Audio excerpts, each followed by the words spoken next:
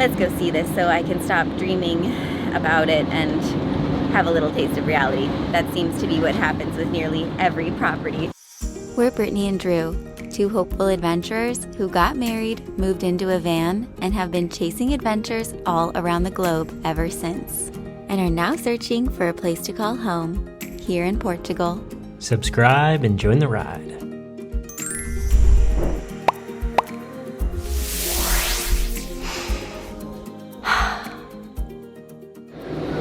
It is so hot. Temperatures are about to get into the 105, 108 range, so we're headed to the coast. It has us rethinking central Portugal a little bit because temperatures in the Algarve are still pretty mild, like 70s, low 80s. It seems like that's kind of our sweet spot. But anyway, there was one property that we saved on our maps. The realtor gave us the coordinates for it. It is a windmill ruin of sorts that has sort of started to be renovated.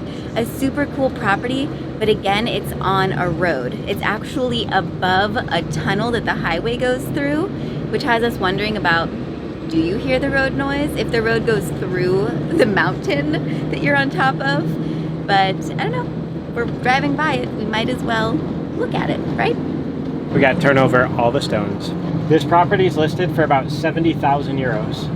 A pretty great price given the fact that it's really close to the coast, like what, 30 minutes or less? It's gonna start to appear behind this tree. Whoa, that's a sweet looking structure. There it is, but look at that tower. Wah, wah, wah. Wah, wah, wah. I love the raw stone of it. Somewhat of a steep approach. We just passed the dirt road that goes up to the windmill, but we couldn't take our van up that road, so we've continued on this road, but it's still going, and it's pretty narrow. And it's really steep. There's nowhere to turn around. There's nowhere to turn around. No stopping now.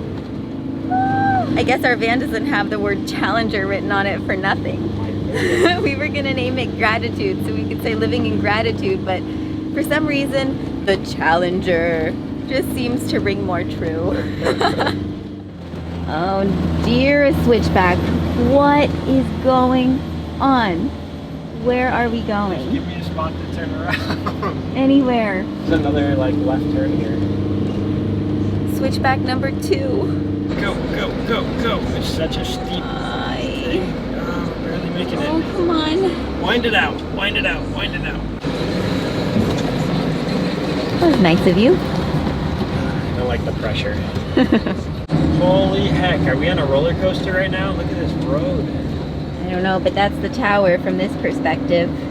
Can you believe the fact that they omit the tower from the real estate listing? Yeah. The only way to check out this windmill is to walk up the dirt road that leads to it. So, I don't know, let's do it, why not?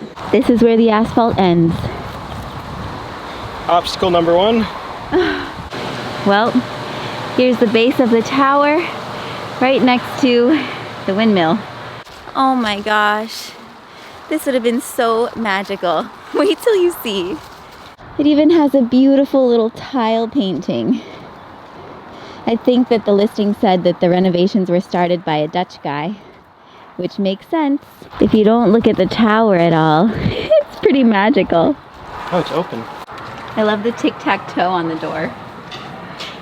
Wow, this would be more than enough space for us to live. A huge room. Or the kitchen? I think a small kitchen. Oh my gosh, it's adorable. Look at this little nook. It's perfect for a cat. Meow. You can be my kitty. And all the little tiles. The little touches. I mean, look at the clearance in here. Oh yeah, you're right. Like, this is a huge living room. I like it being round. Me too. Come upstairs, babes. I can't help myself. There's no moving that. Oh, well, I could only imagine. I mean, think, you can put a bed right here, nightstands, armoire, like a big chest. It's so enchanting. And the bathroom. Oh my gosh. The shower. He was nearly all done. I honestly feel like the sound of the road or the tower being built Killed it. A little bit of both. As we step outside in the midst of our windmill sniff test, we're reminded of the sponsor of today's episode, Scentbird, a fragrance subscription service that allows you to treat your senses by trying a fresh new scent every month. Once you subscribe to their monthly plan, which is fully flexible, allowing you to skip a month with 0 penalties, you will receive a free, super sleek, refillable fragrance case with your first order. Every fragrance is a 30-day supply, which is about 120 sprays and is 8 times larger than your regular sample vials, allowing you to fully indulge in a fragrance while also minimizing waste, so you don't commit to a full-size bottle before knowing if you really love a fragrance or not. And since we can't scratch and sniff or smell smelly goods through our screens yet, Scentbird has a fragrance recommendation quiz. One of my very favorites of their clean scents is La Vanilla's Pure Madagascar Vanilla. It's hypoallergenic, cruelty-free, and by using our link and code below, you will get 55% off your first fragrance, which sounds and smells pretty good to me. Let us know if you find any good smells out there. Now, back to the windmill.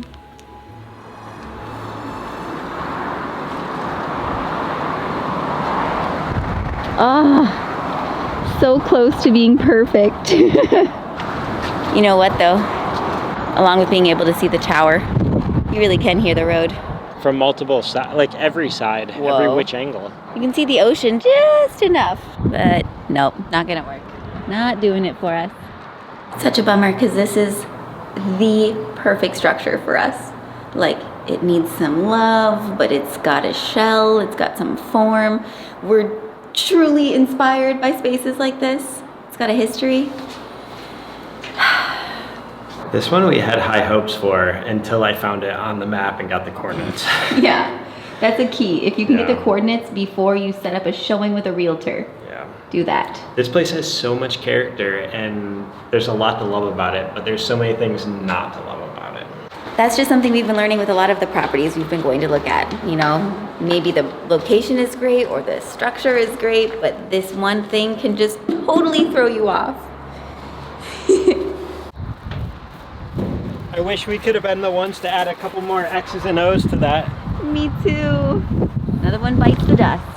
Honestly, if it wasn't for the roads and only the tower behind us, and this was a really peaceful setting, I'd be all in right now. Would you be all in, babe? Yeah. Yeah. It's dreamy. It is so dreamy. A lot of love already poured into it. Eliza. No. So lovely. And But then, so sad. The beach. We made it.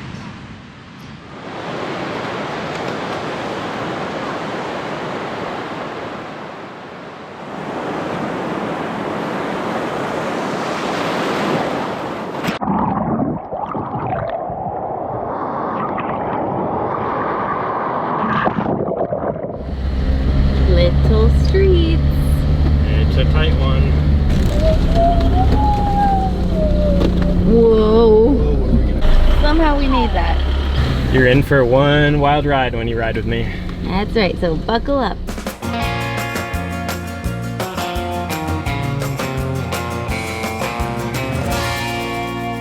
All right, where are we now? Somewhere south of Vilanova de Mil Fontes. We love that town, but unfortunately it's really hard to find properties for sale around here that are in our price range, that are in an ideal location. You'll find a lot of properties for sale that are like right on the road or something just completely off. Anyway, we're continuing our way south. We are headed towards the Algarve because as much as we loved exploring and getting to know central Portugal, which we truly did love it, and we still do. There's actually a property up in Obidos that we're like, shoot, the guy just got back to us. We want to go see it, but now we're all the way down south. But that's okay, because we're really excited about the properties that we have ahead of us down here in the Algarve, which you might recall is where we really focused the bulk of our search last summer. We really only looked in the Algarve, and so we're back. And when it comes down to it, Drew and I are water people. I grew up on the ocean shores of Florida, and Drew grew up on the great shores of the Great Lakes in Michigan. And there's just something about living on the edge that tugs on our souls and just makes it really feel like home. So we're hoping that we have better luck this go around. I'm feeling pretty good about it, but anyway, the first property that we're gonna go see today is in Rogil. So it's still on the west coast of Portugal, but the reason this one really perks our interest is because it is 1 kilometer away from the beach. And how did I almost forget to mention? It's nearly 40 degrees Celsius or 100 degrees out. It has been so intense this summer.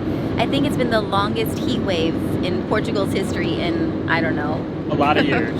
Definitely feeling it. For the people who are biking or hiking the Rota Vicentina, the hiking trail that we love that goes along the coast here. But what's crazy about the heat right now is that the wind literally feels like a blow dryer. It is hot air. Oh, that flag. It's from the part of France that my family's from Brittany. Allez les Braises!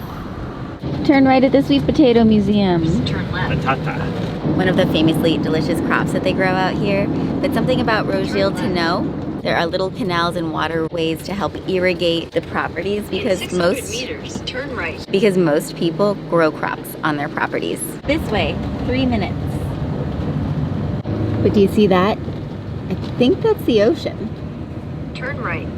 Should also say this property is a little bit of a stretch from what we want to be spending, but It's also a stretch of land. yeah, true story. It is a 7-hectare long strip of land. But at least the ruin is located right in the middle of it, and it's not like right on the road. It's basically like somebody got out their dough roller and just spread this piece of land really thin. Their sweet potato dough. We are not here with a realtor. We simply have the coordinates and are doing a sniff test. It looks like a pretty solid house situation. Sometimes driving these back roads and having a manual vehicle, it really wipes me out on top of the heat. But we made it. It's hard to tell from this if it's the finished house or just the ruin. Is it both or just one? Yeah, they don't even explain it. No. Especially what's confusing is this photo right here. So is it an attached house way out here in the countryside? There's a difference between a detached house and an attached house. You could literally just be purchasing the old ruin attached to a home that somebody else lives in. I think that this might be what that situation is. It doesn't do a good job explaining it in the listing. That's how so many of the listings are. Wouldn't they mention that there's a livable home, a pizza oven, and a tool shed if that was included in the sale? I don't know. Let's go have a little walk around and see what we see. It's so hard to know what they mean in the listings.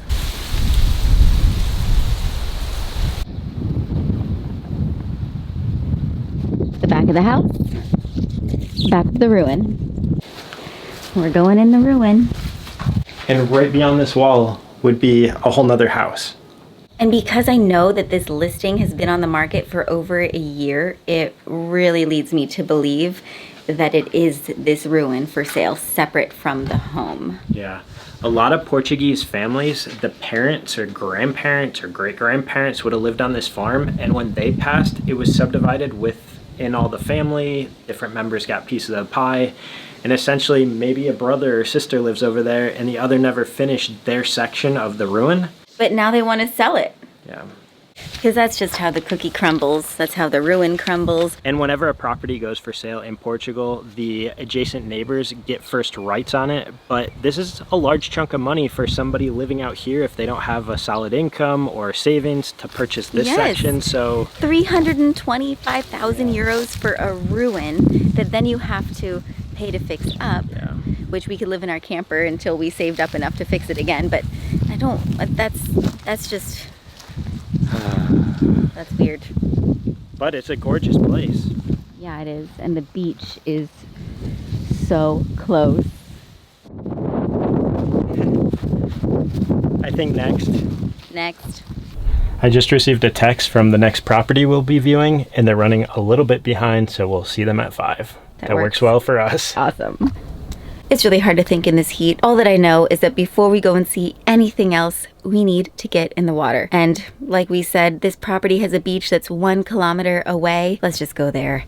I got to get in the water. Back through the pines. Anytime we see campers like that out in the wood or temporary structures means that it's definitely not a permitted structure on the land, which decreases the value significantly.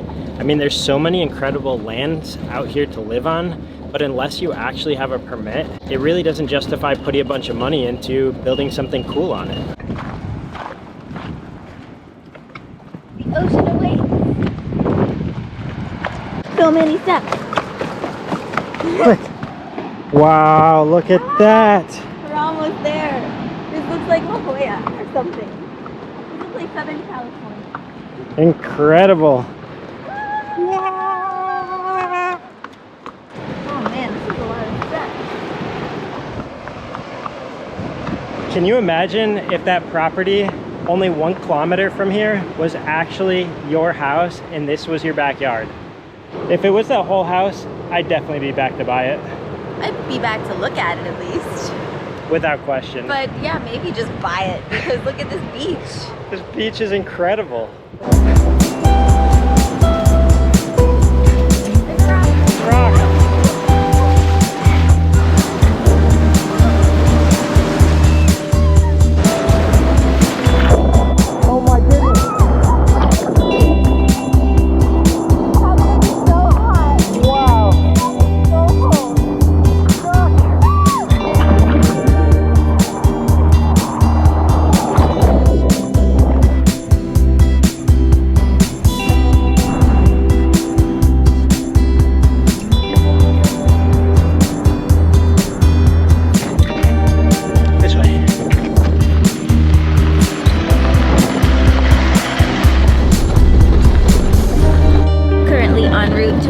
Property, which is 6 hectares, has a ruin that we could rehabilitate, as well as a little structure that's impermanent that we could live in the midst of the renovation.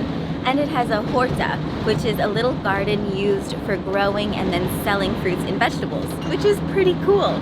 I like the idea that someone else got the garden started because I personally have never had a garden in my life, except Drew and I did have a Tupperware of like tomato plants, green peppers, and sunflowers when we lived in Los Angeles. We're feeling really good about this one though because it's 15 minutes from some of our favorite beaches in the Algarve, so we may kind of only share a little bit of this one. We might need to keep it secret if we end up loving it and want to, I don't know, save it for a big reveal of sorts. Let's go see this so I can stop dreaming about it and have a little taste of reality. That seems to be what happens with nearly every property that I think of. You know, I dream up this huge idea and then we see it and it's a totally different story. So I try not to get my hopes up too high. It's definitely a good area for solar. It's like blanketing those hills. Look at those storks. Wow. They got babies to deliver. They're majestic. Look at the scarecrows. Keep those storks away from our garden. There's so many. 2, 1 on top of the pine tree. Wow.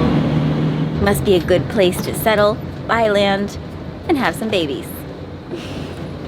Because you know there's a stork in your backyard. Ready to deliver. This is cool. It is cool. Very private. Pretty lush. A little bit like golden grass and stuff, but again, this is a drought. And the fact that there's quite a bit of green still is very promising. We have arrived. You are here. Be here now. Yeah, exactly, yeah. Do you mind if we film some? Dude, Just as we're yeah, walking around? film, Yeah, please. okay. Well, you know what we'll do? We'll start at the entrance to the land so you can get a feel up to the top of that hill behind, up to the top of this hill, and then up to the top of that hill up there. Okay. Over here, we've got the beehives. It's always good to have bees on the land. Yeah. So I give him permission to keep his bees here, and he comes and he does his own thing here. Okay. The only other person that has access here are the 2 hunters that hunt on the other side of this hill, where there's a little dam. Okay. They hunt daytime or night? Or? No, dude, I've honestly never heard them. You've never heard? Okay. They've got like a bag of food which automatically drops maize. Okay. And then They come just and follow shoot it. and- Yeah, wow. I've never heard them. Not even the shots, right? Dude, not even the shots. It's an old Danish guy that owns all the land behind you, Okay. including a huge villa on the other side. He's just like some rich dude. Oh, we saw the I've villa. asked him if he wants to sell that. I've asked him to sell that. That one he said yes, he wants to sell, but then I didn't ask him the price because we started to have the idea of selling this place. Right. That one's got no access and it's got no habitation license. So there's not Gotcha. really anything you can do with it. Just a few fruit trees and stuff I've planted here. I have a quad. Okay. And what I do is, to top up my lake, Yes. the neighbor said I can use their lake, and they got a big lake. And it's just on the other side of this hill. Okay. So this pipe goes to a lake on the other side, Okay. and then I have a little Honda pump. Yeah. And then twice a year, I pump up my lake just to keep it topped To up. get it, okay. Yeah, because they got a big lake. Yeah, yeah. So this is my greenhouse. It's all blown down over here now. Yeah. It's very alive and very green. My babies are in here. This stuff is called stavage. You wanted to do it with a brush cutter by hand. Yeah. It's still possible. Okay. But it becomes quite woody after a while. Because it gets so thick. It gets thick like yeah. that there. You can use it for mosquito Yeah. bites. Oh. If you put that on your mosquito bite. Wow, Ah, I have okay. heard of it for herbal remedies. I just didn't know Yeah, it's what. very medicinal, but it's also everywhere. What's the word for it? Stavage, but sisters is okay. the Latin common term for it. Falo Português? Falo. Yeah.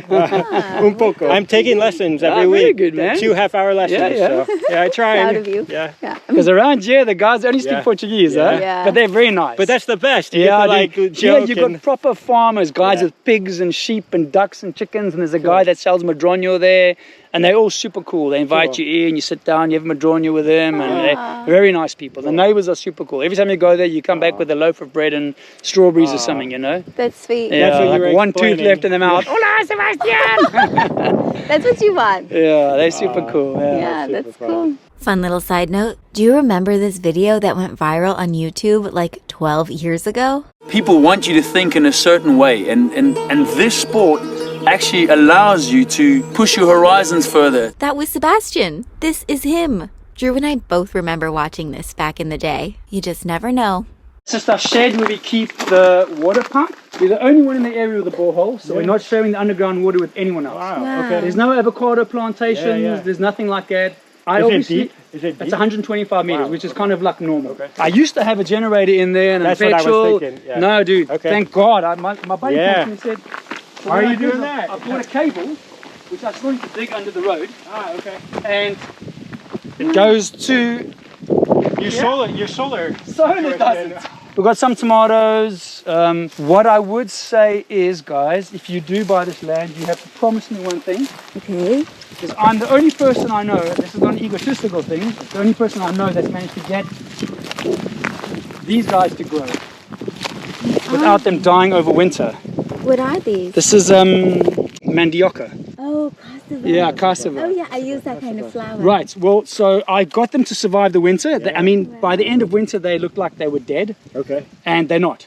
So next spring, I would please need some cuttings. Yeah. It's full of frogs. Can you hear them then? Yeah, dude, at night time. Come here and then walk down. You see them all jumping in. Fun. We're looking for the frogs Slip, jumping. slip. So there's tons of them. Wow. At night time, especially in the spring. Frogs included. At this point, we were making our way up past the little cabin they were living in as a temporary housing solution while they rebuilt the ruin up on the ridge, which we were about to go see. This is from the wild boars who've been boring their way through the property. All my little trees. I mean, luckily I know most how trees much are time fine. you spent on it. Yeah. Yeah. 4 banana trees. 4 different varieties. So bananas will grow here. I would Dude, that banana on the end, it's from an Italian guy that went to Costa Rica 15 years ago. And some guy said, hey, my friend, I have this banana tree from the mountains of Peru. Yeah. And it grows anywhere. It can withstand frost. It withstand diseases. So he came to Portugal with 3 in his suitcase. The customs took away 2. He came with 1. He now lives in a banana plantation of 3,000 trees. And so I planted that tree about 6 months after those ones. And it was smaller than the one on the end. And it's grown that much in the last year. That's probably about a year old now. The third one didn't survive. Yeah. Because I was trying which variety would do well. So that is the variety you want. That is the normal Cavendish. Okay. The other one that died was a banana I got from Silver's, which his plantation was amazing, but Silver's is hot and there's no frost. Yeah. Initial idea was to live here. We were going to build a car park here and then just walk up to the house over there. So this is the little footprint of the house. Cool. Wow. For us, it was big enough. To help you understand what's going on here, the footprint of the original home is the L-shaped foundation that Sebastian started to rebuild. This is the only area, 50 square meters worth, that is allowed for habitation, because as the rule stands, the home must not exceed the original dimensions. The other ruined structures, which you see to the right, are actually on the neighbor's property, but as you will hear Sebastian explain, they are not permittable for habitation. They were the animal stables, so no one could actually live here, but we also wouldn't be able to tear them down. I know it's a bit weird. This is the neighbor's land. Okay. It doesn't have a permission to build because it was a stable. And So they could never actually make that. they can't make it into a habitable home. And also, dude, there's no way to get here. The olden days, I guess, the two brothers owned it, and then the family inherited. So he sold that along with the rest of the land to that guy. And the idea is this is going to be the entrance. Okay. Then this was going to be French doors going onto like a little patio here. Okay. This is the actual house here. This is the typer. Okay. And we were going to mix it with... this is the- this is the house. That's those walls. That's the cob. That's the cob. That is what I was going to rebuild on top of this. Wow. And this is the bathroom here. And then maybe Okay. behind here, you could have like a seating area or something, patio or something. There is the original septic tank there. See, the What original. they told me was when the well used to have water. This is the original septic tank. The well is actually underneath those home oaks there, but that dried out 30, Would 40 they years have ago. had this connected to like we called a leach field, where it's like pipes that go out that like the bacteria do their thing and then it like seeps out slightly, Do or you think they would have had that technology back then? Technology? Making our way out of this slightly tight and narrow, think small. yeah, road here. But that was a really interesting property. It was very promising. It was very promising. It fit us really well. It fit so many of our requirements. And we got to meet Sebastian's wife, and the two of them and us really just vibed and related. And I feel like we could really carry on the next, chapter of this property. It could be the one. We were willing to put the funky ruin that would be next to the home we would rebuild and live in behind us. But a few days later, we got word that the property had sold. Wasn't meant to be, I suppose. But we did make a new friend. I don't know. There's still more properties to see up in this area. We're gonna be around for a few more days. We got a lot to think about. I think that's the conclusion, right? I think we gotta take it to the board meeting and you and I have a powwow.